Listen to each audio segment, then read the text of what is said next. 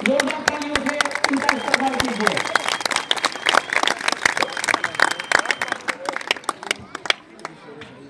मेरी इज्जत माँ पर्दानशी, माँ, छोटे भाई, बच्चे, बुजुर्ग, आप सभी को सलाम, अस्सलाम वालेकुम। भाई आवाज नहीं आया, हुकूमत को जवाब देना है।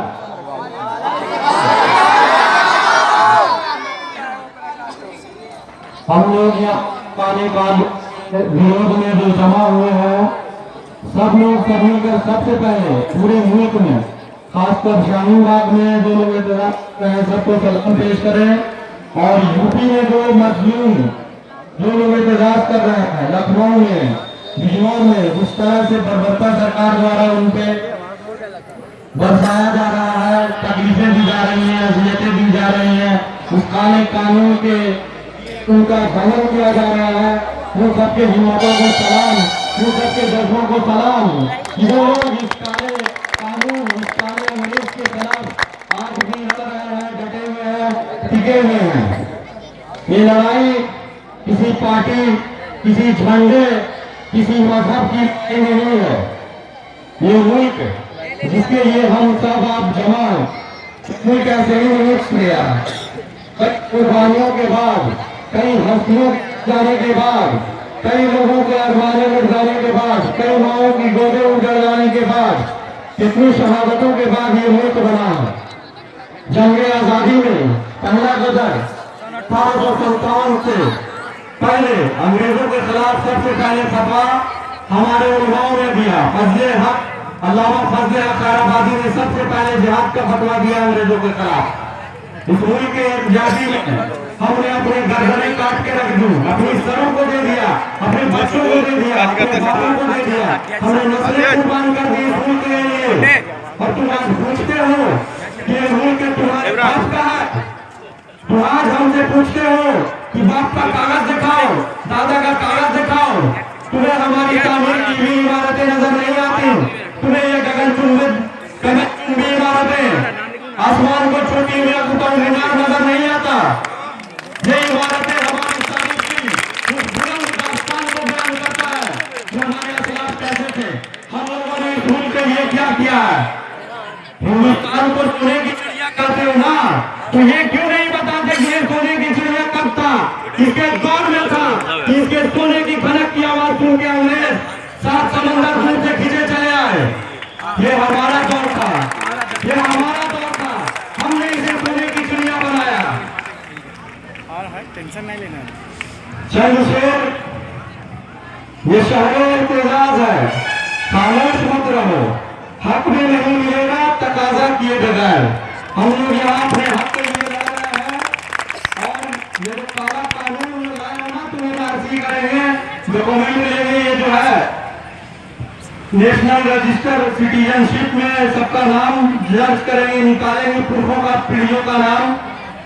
कानून का एनआरसी तो तुम्हारे पे भारी पड़ गया है मोदी, अमित शाह, कभी पार योगी। कानून तो तुम्हारे पे एनआरसी भारी पड़ गया। इसके लिए जो तुम सीए भी कैब अमेंडमेंट बिल ले आए,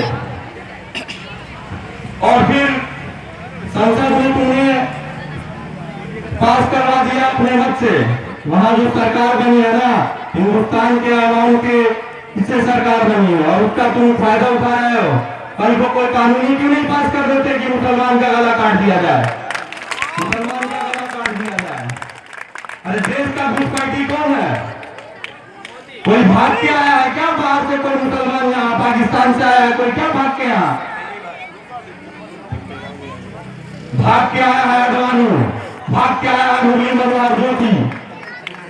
अपना तो एक डिग्री नहीं दिखा सके और दूसरे के बाप दादा का कागज खोजते हो। तो परसों गणराज्य रिपब्लिक डे हम लोग मना रहे हैं। ये जो गणराज्य जिसको बोलते हैं रिपब्लिक डे, गणराज्य जो बना ये देश किसी एक राज्य से नहीं, यहाँ एक जाति बनाया गया है, इसको गणराज्य कहते हैं। यहाँ कई तहजीबें हैं, कई तरह का ट्रेडिशन है, कल्चर है, सब मिक्सचर है।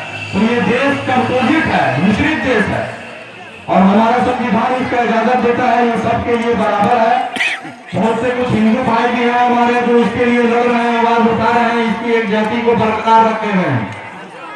लेकिन ये नाम ने हाथ जो आज ये आरएसएस वाले बीजेपी वाले हैं, ये तो नए नहीं पैदा हो गए कुकुर मुक्ते की तरह। ये वही उस अंग्रेज की चापलूस करने वाले सावरकर की औलाद है।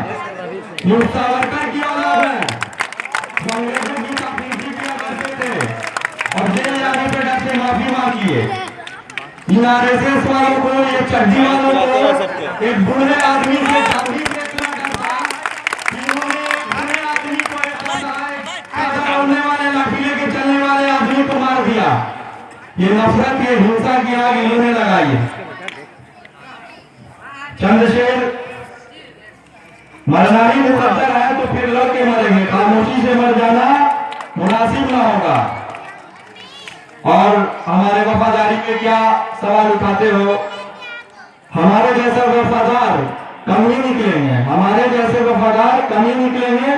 जमीन खोद के देखो तो हम ही निकलेंगे। और आपको बताओ, ये मामला, ये जलन की वजह समझ सके तो शेर, एक शायर की शेर के जबान में समझिए। हमने उसके जिस्म को फूलों की वादी कह दिया, हमने उसके जिस्म को फूलों की वादी कह दिया। इस जरा सी बात पर हमको फसादी कह दिया, इस जरा सी बात पर हमको फसादी कह दिया। हमने अकबर बनकर जोधा से मोहब्बत की, हमने अकबर बनकर जोधा से मोहब्बत की, मगर सर फिरे लोगों ने हमको लब जिहादी कह दिया। उनके दिलों में ऐसे ही नहीं लगी है, अब ये आग इन्होंने लगाया है। अब इनके लिए भी एक शेर को बात कीजिए। भारत के दुश्मनों का वफादार तू ही है, मुल्क के दुश्मनों का वफादार तू ही है। सच पूछो फांसी का भी हकदार तू ही है। फांसी का हकदार है कि नहीं है?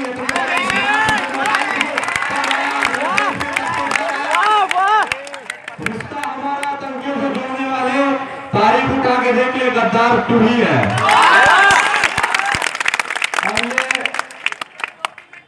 निकालने और भगाने का ये मामला हमारे लिए नया नहीं है कि आज ये आ गया। जब से इस्लाम आया है हम लोग अपनी तारीख जानते हैं। जब ने हुजूर ने 40 साल की उम्र में नबूवत का दावा किया, उसके बाद उनको वहां तरह तरह की अज़ियतें दी गई। हज़रत अबू तालिब के वफात के बाद इतना सताया गया, इतना परेशान किया गया कि उनके नबूवत के ऐलान के बाद 13 साल के बाद मुसलमानों की पहली हिजरत हबशा करना पड़ा, हबशा जाना पड़ा। इसके बाद भी ये लोग चुप नहीं रहे। मक्का से निकल जाने के बाद दूसरे जगह भी जाके अज़ियतें देते, लेकिन उसके बाद क्या हुआ? ग़ज़वा-ए बदर हुआ, 313 थे, दबा न सके। जंगे अहद हुआ, 1000 थे, दबा न सके। जंगे खंदक हुआ, 3000 थे, दबा न सके। उसके बाद सुलह हुदैबिया हुआ और रमजान में मक्का फतह हो गया, पूरी अरब की सरजमीन पाक मुक़द्दस हो गई। आज तो हम लोग और आप सबसे अपील करना चाहूंगा कि हम लोग जो ये अजियत हम लोगों को मुसलमान के नाम पे ये लोग दे रहे हैं, हम लोग अल्लाह के सिवा किसी से डरने वाले नहीं है।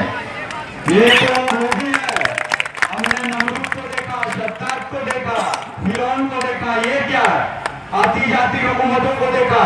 शायद ये हमारी तारीख भूल गए हैं। 2200 साल की पुरानी फारस की हुकूमत को हमने झटके में खत्म कर दिया। ये हमारी तारीख भूल गए हैं। आज इनके कुकर्म का नतीजा है कि हमारे बच्चे भी बेदार हो रहे हैं और जान रहे हैं अपनी तारीख को। और हिंदुस्तान का हर शहर तो हमारी तारीखों से भरा पड़ा है। तुम क्या नाम मिटाओगे? हमारा बाप दादों का पुस्तों की तारीख भरी पड़ी है हमारी। अरे कोई तैमूर लंग या महमूद गजनी 1000 साल पहले आया था, उन लोगों के जाने के बाद तुम्हारी कितनी नस्लें, कितनी पीढ़ी गुजर गई आरएसएस वालों, भाजपा वालों, लेकिन उनका आज भी नाम से तुम लोगों का रुख कांपता है, रुख कांपता है। हम लोगों ने तुमसे कभी कुछ कहा? तुम फिल्में बनाते हो, हम लोगों के असलाफ को बुरी तरह से रिप्रेजेंट करते हो। हम लोग कभी कुछ नहीं कह गए। कभी अलाउद्दीन खिलजी को कुछ दिखा देते हो, कभी औरंगजेब को कुछ बता देते हो, किसी पहाड़ी चूहे को किसी वक्त के बादशाह से मुकाबले वाला खड़ा कर देते हो। हमने कुछ कहा, तुम्हारे कुछ करने से, बता देने से तारीख हमारा नहीं बदल जाएगा, तारीख हमारा नहीं बदल जाएगा।